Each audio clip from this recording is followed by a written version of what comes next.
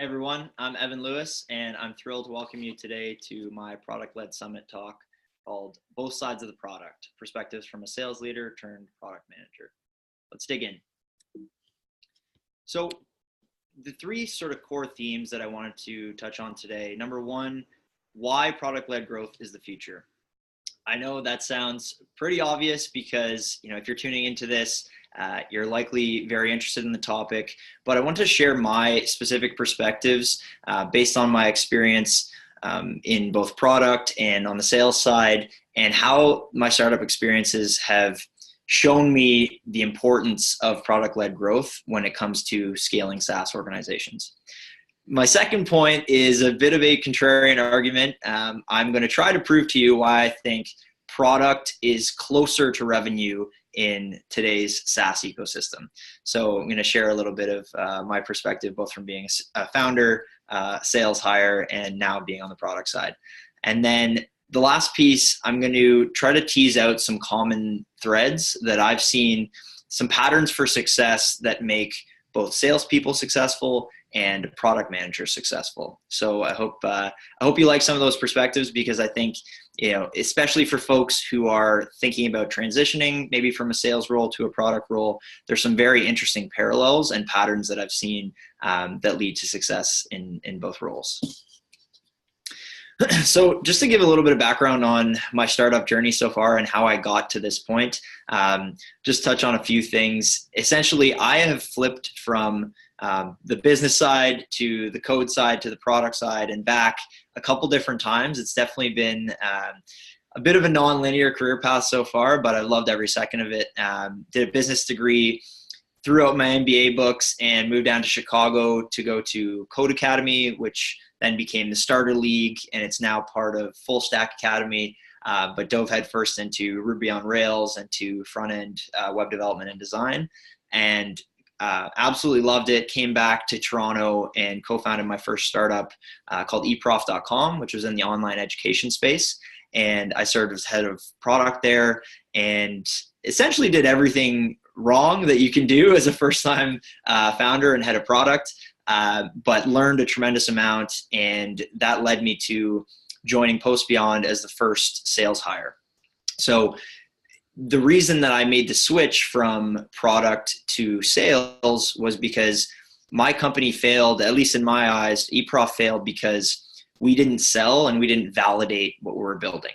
So the PostBeyond, fast forward about 3.5 years, was an incredible sales boot camp.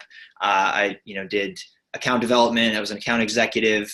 I managed a sales team. I was running enterprise deals myself, and learned a tremendous amount about what it takes to be successful in a sales role and as a sales leader. And, after 3.5 years, I had a bit of an identity crisis, I guess you could say, because, I found there's a lot of patterns that I was seeing in terms of, how the market was changing and how SaaS was changing. So my identity crisis, I was doing a bit of product marketing, a bit of sales enablement. And then finally, I sort of came to my senses, and I actually 6 months ago became PostBeyond's first official product manager, working very closely with our director of product to take the learnings that I had from working on the sales side with our customers and infuse those into the product. So it's definitely been a roller coaster, but this is why this talk is called Both Sides of the Product, because it's been very interesting to see both sides over the course of the last few years, and hopefully you get a kick out of some of the perspectives that I share today. So yeah, like I said, 3+ years and about $1 million in sales made. I made the switch back to product. And there's two key trends that I witnessed that led me to want to get back to the product side. And number one is just this explosion of growth from companies that were so clearly product-led. So companies like Slack and Vidyard and Drift, companies that prioritize letting anyone into the top of the funnel and letting any user who wants to get value from their product before putting in a credit card or before talking to a salesperson, right? So these companies reduce friction and ultimately they grow faster, period. So I was fortunate to be at Hypergrowth Drifts conference this year, watching Dave Gerhardt and all those folks speak. Amazing conference. Drift is an amazing example of, you can sign up for Drift, you can sign up for Slack, you can invite users, you can get value. And really, the beautiful thing there is those companies, because the product experience is paramount, they have to be customer obsessed. And you definitely see that in terms of the thought and care they put into their user experience and their design. The second thing I saw is just such a clear shift in buyer expectations. And as a salesperson, this was particularly painful because, the old model of request a demo, fill out a form, talk to a salesperson, intro call, discovery call, although that does work, ultimately you're seeing the product-led companies that flip the funnel, that you're seeing them grow faster because that whole process, request a demo and talk to sales, it creates a lot of friction. And ultimately buyers want to try before they buy, right? And that's not going away. They want experience first, advice second. And what that means for SaaS companies is that your product needs to be able to stand on its own. It needs to be able to onboard users and needs to be able to sell to users without needing sales. And that varies depending on, the size of companies you sell to and things like that. But even in the enterprise, we're seeing that people want some sort of freemium or trial experience. And companies who aren't adapting to that, are ultimately getting left behind. So I just wanted to sort of illustrate how product-led growth strategy is influencing purchasing decisions based on a purchase that I actually made very recently. So I'm going to tell the tale of three funnels. So I was doing research for a piece of product technology, and I was leading the charge on this. I was championing the investigation into different vendors. The first vendor we looked at had requested a demo on their site. I had, an intro call with the salesperson. We got on a demo. Long story short, the demo experience was okay. The sales rep was good. The reviews online were all right. And that led us to some sales engagement back and forth and a couple of phone calls. Second vendor we looked at had same sort of process, request a demo, talk to sales. The demo was good. The sales rep was knowledgeable, good content. And that led us a little bit further down the funnel. So email engagement, a bunch of phone calls. I was downloading a bunch of assets from their site, etc. Third vendor took a completely different and a product-led approach. And that ultimately led to us making the purchase. And I'll tell you why. Because right from the outset, I could get my hands dirty, which is something I like to do as a product person. I could try the product, I could get a feel for it. And rather than sales pinging me automatically with questions, I was able to, gather insight. I was able to learn the product, and then I could go to sales with pointed questions, and then they're automatically put in the position of giving advice and being the experts. And, as someone who is formerly in the sales role, that's when you're in, a really good position from a sales perspective, is if you're positioned as the expert.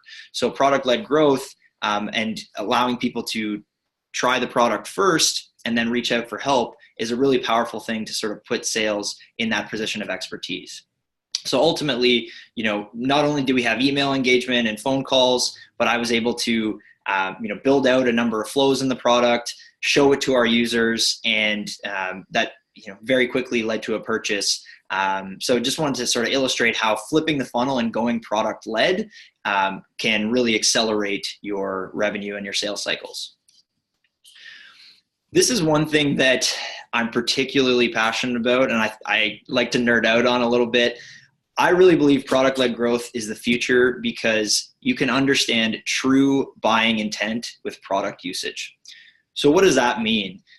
One of the things that I struggle with a lot as a salesperson is it's very hard to find the signal from the noise. It's very hard to know which of your buyers are actually real and, are actually very keen to buy. Everyone can say, hey, we're going to buy this month or this quarter or, this year.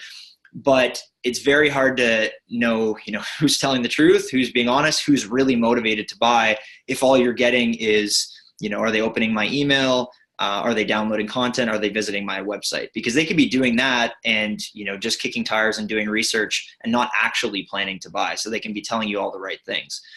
The reason this, buying intent through product usage is so powerful is, the prime example of that product I bought, where the more that the salesperson can see, hey, they're getting into the product, they're inviting users, they're building out flows, they're doing these things. That's true buying intent and urgency. If I'm actually using the product and getting deeper and deeper into it, I'm much more likely to actually be ready to make a purchase because I'm investing all that time into, getting my hands dirty with the product. So that's really, why I see product-led growth as the future, is how sales can be informed and use that product usage data to structure and prioritize their sales outreach.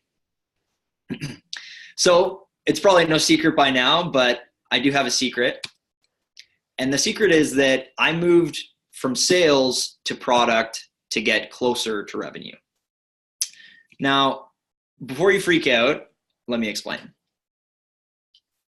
So if you think about a SaaS funnel and you think about acquisition, retention, and expansion, I want to sort of illustrate why I believe product actually has more of an impact on those three pieces of the funnel than a salesperson does. So if you think about a product manager versus an account executive, number one, as I was just mentioning, product accelerates acquisition.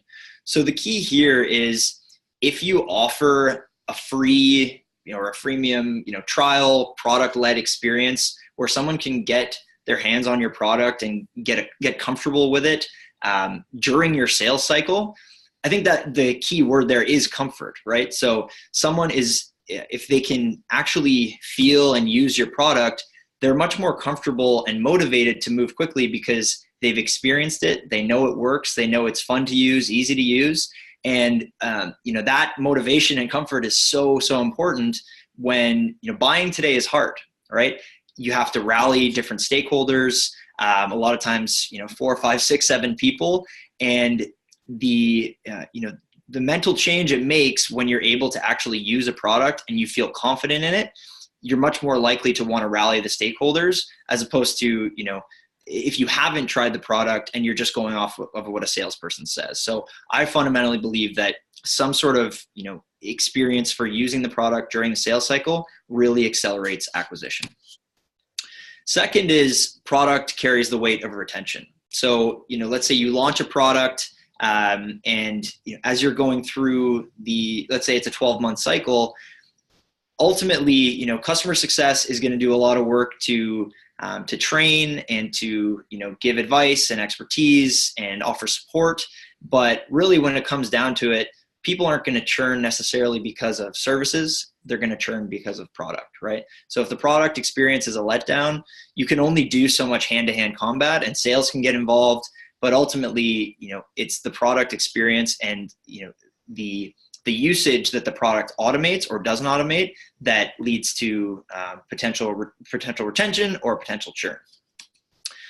And lastly, product has the power to automate expansion. And I think this is, something that is so powerful. You look at the Slack models of the world where it's so easy to, invite users to expand in different ways. And ultimately, a salesperson can sell a whole bunch more licenses and make the case for that. But if product has the power to automate that through inviting new users, converting users through things like in-app guidance to from new to habitual usage, keep them coming back more and more often. And that's power that product has that salespeople definitely do not have. So for those sort of three core reasons, I really believe that product is closer and has more impact on revenue than an individual contributor can in sales. This is a different sort of way to frame it. And I'll have a disclaimer that this is not data from any research study. This is more so just, anecdotally. If you think about how people buy, SMB products versus mid-market products versus enterprise products, my argument is there's kind of 4 things that go into a purchasing decision. So there's, the product, so what you see on a demo or what you get your hands on in a trial experience.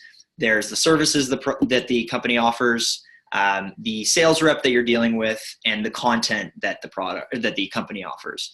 So if you look at the SMB side of things here, the product's influence on the purchasing decision is incredibly high because, most sort of, let's say it's a company with an average contract value of, up to $5,000. They can't afford to be sales heavy. So the product has to do a lot of the work and a lot of the selling on its own. When you get into mid-market, it's more like, and this is actually numbers that I got from one of my reps. He said that about 50% of the buying decision is based on the product, 20% is based on services, 20% is based on the rep, and then maybe 10% is based on content. And again, this is generalizing, but again, product is the most important thing that dictates a purchasing decision. In the enterprise, it's a little bit different. Definitely, you're spending more time with your sales rep. It's more services heavy, but if you sort of break it down and you average it out across these types of businesses, on average, 60% of the buying decision is made based on the product. It seems obvious, but when you think about that, really illustrates and juxtaposes how much product influences a buying decision and the impact on revenue versus what a salesperson can do. If you think about it this way, if you're looking at, let's say you have a sales team with 5 reps. And your top rep has, call it $375,000 of pipeline for this year. If their close rate is 20%, that AE is going to bring in $75,000 of revenue for the company this year. Now, so account executives, they go narrow and deep in their focus on their accounts, and they're trying to close as many of them as possible. From a product leader or a product manager perspective, the beauty of it is you have the ability to impact every single deal for every single AE. Now, you're not going to be getting on calls and negotiating and doing things like that, but you have the ability to go sort of wide and a little bit shallow across all of these. And again, if you're looking at, so the whole company has $1.15 million in pipeline, and there's a 20% win rate. So you're going to get about $230,000 of revenue in the year. If we go back to that number of 60% products influence on the buying decision, if they're making $230,000 and 60% of that is because of the product's influence, then the product revenue impact there is $138,000, right? So dramatically more than the revenue impact that an AE would have. Again, it's a bit of a cheeky argument, but just to sort of lay out the numbers of, in today's environment, why product potentially is closer. You can make the argument that it's closer to sales, or it's closer to revenue than sales. Now, I know it sounds like I'm shitting on sales, but I want to be very clear that I love sales. And I think, I truly believe that it's such an amazing first role in your career. Sales teaches you fundamental skills that can be applied to any role that you have in the future. And I think the last part of this talk, you're going to see how I've seen sales skills have prepared me well for product management. So these are the patterns that have emerged, which I think is really interesting. You wouldn't normally think that sales skills are transferable to product because it seems like, very different worlds, right? And I've specifically, as I was going through the identity crisis, I struggled with, I was branded very much as a salesperson and as a sales leader. So jumping over to product definitely was a bit of a leap of faith, even though I had done it before. But these patterns that I've seen have been very interesting.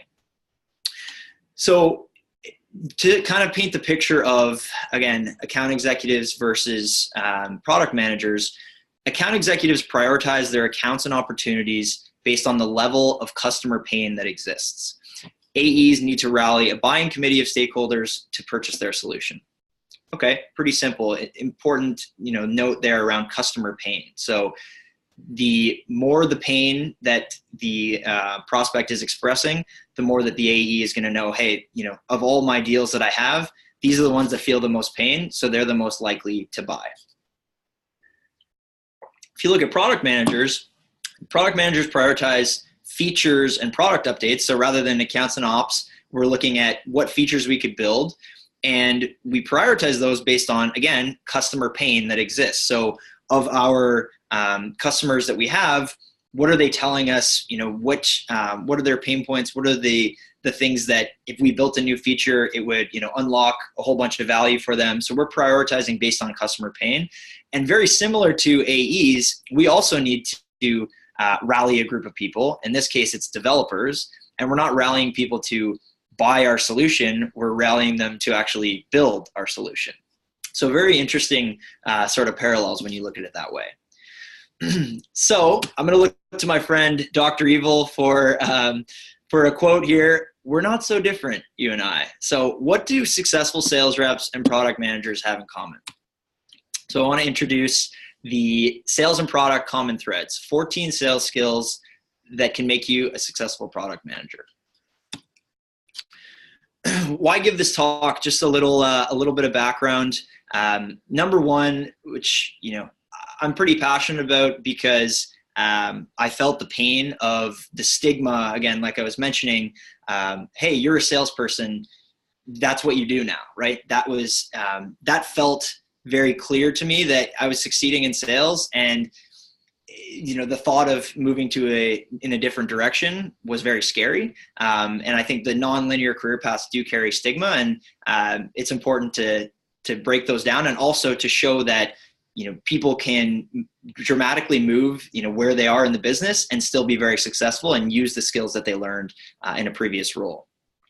One thing I'll say, though, is it's extremely easy to get intimidated, even though salespeople generally are confident. When you're dealing with developers, generally speaking, you're the dumbest guy in the room, and you're going to feel dumb. And it's definitely hard to get your bearings. At least for myself, it was hard to know, what are the do's and don'ts. So these 14 common threads that I'm going to go through, hopefully, if you are thinking about the move from sales to product, they'll give you sort of a backbone, or some reference points to say, hey, these are the right things to do, and these are things that I learned in sales that I know are going to make me successful, and I can be confident in that. So number one, so it's broken down into 3 parts, and part 1 is around communication. So the first one here is embrace the founder mentality. So one of the things that you'll find in sales is that having the founder mentality, really understanding the why of your business and conveying that to prospects, being absolutely laser focused on what your company does, why you do it, who you serve, and speaking that sort of, having that founder-like pitch is incredibly powerful in terms of influencing buyers and getting them to, to buy into your solution and your company ultimately. And that's the same sort of thing as a product manager. You really want to have that guiding light of why the company exists, and you want to be instilling that in your development team, in your designers, so you have sort of that core foundation, and you can act almost like a mini CEO in a way to inspire folks around the business. Thoughtful questions are the key. If you have done any sales training, you would know that questions are everything, and it's the exact same in product as it is in sales. The 2 things I'll say are open-ended questions and threaded questions. So making sure that, especially with developers, you're asking them what they think, right? You're not closing off the conversation, because just like people who are buying, developers love to give short answers, right? If you structure your questions in such a way that they're yes or no answers, they're going to give you yes or no answers every time. And if you're asking them their perspective on how you should solve a problem, dig deeper, right? Peel back layers and make sure you're threading questions. You're not just taking something at face value, because again, they're going to say as little as they can, but it's your job to be thoughtful, to be curious, and to ask questions that get people talking so you can figure out what the best solution is. So one key thing here is around, as a product manager, you'll find that you have to communicate with users a lot. So you're doing user interviews, and that I found is very similar to communicating with prospects. So when you're communicating with prospects, you have, your intro call, your disco call, your, stakeholder demo. And in each one of those, you want to have a very clear plan. And ultimately you want to have a goal at the outset of the call that, here's what I'm looking to accomplish. And I found that call preparation frameworks are super, super important when you're doing user interviews as well, right? So being well prepared, it goes without saying that you should be well prepared for calls, but making sure that you have a framework, what's your goal, how are you going to structure the conversation, what are the types of questions you're going to ask. When you're doing user interviews, I found what's the type of interview that you're doing, right? Is it, are you doing research? Are you showing wireframes and you're trying to get, confirmation? Are you doing usability testing? So making sure that you're prepared, similar way that you would prepare for a sales call is extremely important. Stakeholder alignment drives velocity. So that sounds like a bunch of buzzwords, but I've personally made a bunch of mistakes in this area where it's very easy to have a bunch of different conversations, right? You'll talk to a designer and they'll think about it one way. You'll talk to a back-end developer and they'll think about it another way. You'll talk to a front-end guy, and it's the exact same thing with when you're selling. If you talk to the VP of marketing and then you talk to the social media manager and then you talk to the content manager, they'll all give you different perspectives. Getting them all in a room at the same time and, presenting the problem and getting people to debate and then ultimately align on the approach and the solution will dramatically save you time, lead to more action and less confusion.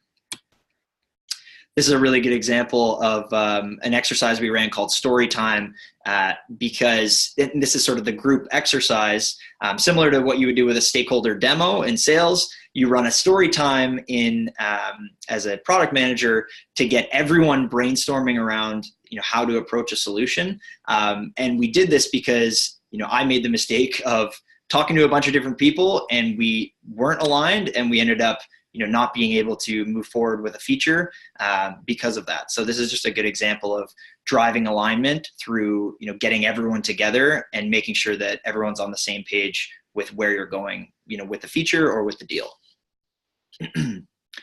Relationship building. 3 key things here. So if you're thinking about building a relationship with a prospect, it's very similar to building a relationship with your development team. Number 1 is take genuine interest in them, both personally and professionally. The more that you can show that you're human, you want to be their friend, and you really are naturally curious about what they're interested in, where do they want their career to go? What do they do in their spare time? Exact same as if you're trying to sell a deal, you want to really feel like you have a personal connection with that person. Second is be humble. You never want to come off in sales, and same in product management, as a know-it-all, right? That being said, and always defer to, always be very complimentary and defer to the person you're talking to. Make them feel like they have expertise. That being said, you have to know when to stand your ground, right? So what I've found is very effective in product management is to go the extra mile to do research. If you're going to bring an idea to your development team, don't just bring the idea and come in all hot about it, unless you have the research, the data, that you can back it up. Because you're the dumb guy in the room, but on this specific topic, you've done your research and you feel strongly and you'd like to get their buy-in, right? So be humble, but also make sure that you can stand your ground, because otherwise you can get pushed around in product just like you can get pushed around in sales. The last piece here is telling customer stories to help folks relate. So everyone in sales loves a case study. That's how buyers want to be able to relate to your other customers that are successful. Exactly the same thing with your development team, getting them to put themselves in the shoes of a user, get them to feel that pain and really, articulate why, a certain bug or a certain, issue with the product is causing them pain, and really ask your developers how that would make them feel, right? Tell customer stories to allow your development team to put themselves in the mind of the user, and they'll be much more motivated to come up with a solution and to rally with you to build that solution if they can feel that pain and they can relate. So if you're still watching this talk, you probably know that I'm a very enthusiastic person, and that can be a gift and a curse when it comes to product management, and same thing with sales. But I really believe that energy and enthusiasm are important. Being that cheerleader, that person that is going to be a smiling face and to bring energy, and ultimately it's about fun. Whether you're selling, you're trying to put a solution in someone's hands, or you're trying to build something, bringing that high energy is great and it rubs off on people. The thing that you want to be aware of, though, is tone and timing, especially with with developers. Same as if you're doing a pitch to an executive, and you want to read the room and you want to read the person. And if that executive is a little bit more no nonsense, you want to bring that to the table and maybe tone down the energy and enthusiasm. Same thing with your development team. Not everyone loves the sort of rah mentality, so be selective with that and definitely pick your battles. Part 2 is around prioritization. So I like this Dilbert comic here. Let me know which group I should stop working on. Everything in product feels like it's high priority, and it's the exact same thing in sales. It's so hard, as I said earlier, to find the signal from the noise. So one of the things I like to say, and in sales you'll hear, avoid happy ears. What the hell are happy ears? Essentially, you want to build in a healthy amount of skepticism into your approach. And I think, from a sales perspective, this is something that the most experienced reps do very well. They know when to call bullshit on people. They know that, if someone is a yes man, if they're saying, they're speaking in such a way that they're telling you all the right things, it's definitely an easy thing to say, go along with and say, oh yeah, they're going to buy, and they're giving me all these signals. So try to avoid that as much as possible. Don't be cynical. But it's the exact same thing with product. If you're talking to users and they say, hey, I need this feature now, I will buy if, I'll buy tomorrow if you have this feature, or we need to build this feature for this customer for this reason. Again, threaded questions, ask why. Get to the why, and a lot of times you'll find that it's not actually as important, or maybe there's a different motivation that you didn't know about. So again, why questions are so important. This one goes without saying, but get comfortable saying no. The rule of thumb that I got from my colleague Jeff is, as a product manager, you need to say no 9 times for every 1 yes. And you'll find, same sort of thing as a salesperson, you need to be able to say, hey, no, I don't think you're ready for this. I don't think our solution is right for you for these reasons. Your time is everything. And the more that you can get comfortable saying no, the more that you can free up time to work on things that are actually high priority. And, in terms of prioritization as well, having a clear vision for where you're going is crucial for prioritization. So the 2 things I think about here, for sales, you can think about your ideal customer profile, right? So if you have 10 deals in your pipeline, which of those deals look like deals that you have, or customers that are currently successful with your product, right?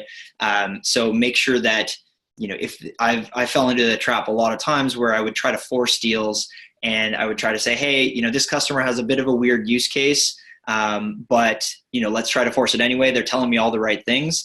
Having that guiding light and that guiding vision of, this is what a successful customer looks like, and sticking to that and prioritizing based on that is incredibly important. Same sort of thing on the product side. Having a product vision is extremely important. Where's this product going 1 year from now, 3 years from now? And the more that you can have that clear vision of where you're going, the more that you can look at, okay, here's this month's tasks, and these 3 are the ones that are really going to drive us towards that product vision. And these ones sound nice, but they're not actually, they're not connected to that key vision and where we're working towards, so we can put them aside. And don't be afraid to cut bait. So yeah, like similar to the get comfortable saying no. If there's deals that you've been pushing for a long time and they're just not, they're almost ready, but they're not quite ready. The best thing you can do a lot of times is let them go. And if they come back to you, then they're real, right? And on the product side, be ruthless with cutting out features that people don't use. The more bloat that you have, the worse your product experience is going to be, right? The more confusing it is. So don't be afraid to come with a sharp knife and, rip things out. And the more that you can do less, the better, a lot of times in both sales and product. Without a foundational data layer, you are driving blind.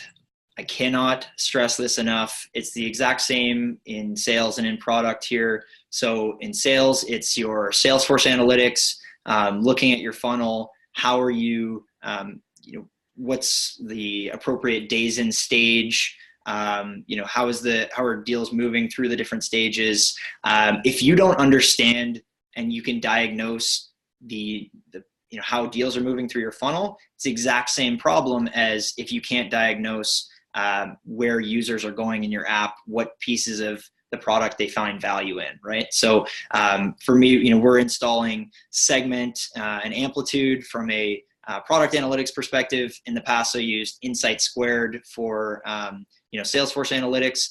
Having that foundational data layer so you can understand how things move through your different funnels is extremely important. And the longer you put that off, the worse you're going to be in terms of being able to make data-driven decisions. Part 3 is problem solving. So you can think about here how to build a rocket ship. It's not quite that, but a lot of times it feels like that in both sales and product. You're trying to be prescriptive with the solution that you're trying to provide and where you're trying to work towards. And oftentimes, you're trying to rally a group of stakeholders around that and solve problems with them. So diagnose pain, fairly simple, but the key thing to note here is diagnosing pain at face value. Again, someone can say that in a sales deal that, hey, I have a pain in this specific area. Ask a question about why. Why do you feel that pain? Where is that pain coming from? What's the root of that pain? And the exact same thing, if a user says, hey, I really wish we had this button here or this feature, ask why and ask why. And a lot of times you'll uncover that the solution that they're asking for, or the solution that you think you should provide when you're first diagnosing the pain, the solution that you think you should provide might be dramatically different the more that you peel back the layers and ask questions, because you don't want to jump to solve a pain when you don't fully understand it or you don't understand the root of it, because a lot of times it may be much different, or the root of it may be much different than what you originally thought. Good is better than perfect when you are designing a solution. So what I think about from a sales perspective, you are building a business case, right? So I would always build a deck. Here's why you should buy Post Beyond. That being said, as a salesperson, you can put together a million slides. You can jump on a whole bunch of calls.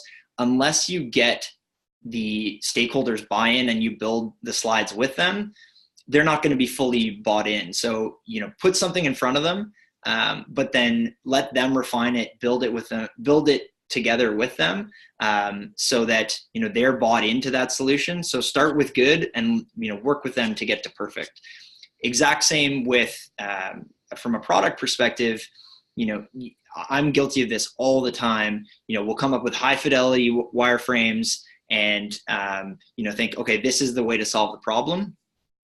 Go for more lo-fi if you can, and then iterate and iterate and iterate. Sketches are your best friend a lot of times. And, I've definitely felt that pain, and I've found that, the more low fidelity you can get as a starting point, just get something out there. that to get developer feedback on. Good is always better than perfect when you're trying to find that solution. And ultimately, you can't get to a perfect solution unless you've gotten feedback from the folks you need to work with. This is a really interesting one. Make sure you're talking to all the right stakeholders, not just the ones who will take your call. So in sales, again, I was guilty of this so many times. You think you're talking to the buyer. They're saying, yes, I've got the budget. I'm the person that's making the purchasing decision, and you've got happy ears, right? Exact same thing from a product perspective. The people who are going to take your call, like that, the social media manager, they're going to take your call. They're going to say all the right things. That's what your power users are going to do, right? Your power users are going to be the one who will jump on a bunch of calls, and they're going to have a much different perspective than that executive would have on the sales side, or maybe a